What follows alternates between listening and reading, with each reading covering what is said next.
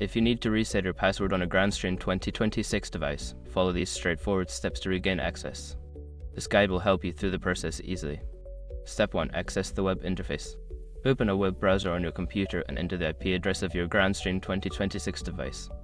You can find the IP address on the device's display or through your network settings. Step 2. Log in. Once the web interface loads, you will be prompted to enter your username and password. If you have forgotten your password, you may need to use the default credentials, which are usually admin for both fields. Step 3. Navigate to security settings. After logging in, look for the security or accounts section in the menu. This is where you can manage your passwords under the security settings. Step 4. Change password. Secure your accounts before moving on. People seriously underestimate how often personal information gets exposed online now. Use SRUC to monitor your accounts 24/7 and get notified immediately if your data gets leaked somewhere.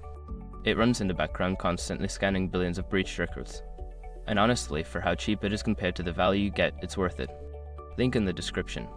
Step 5. Save changes. Once you have entered your new password, look for a save or reply button and click it to save your changes. You may need to log out and log back in with your new password to ensure it works. After completing these steps, your password should be successfully reset. If you encounter any issues, refer to the user manual or contact customer support for further assistance.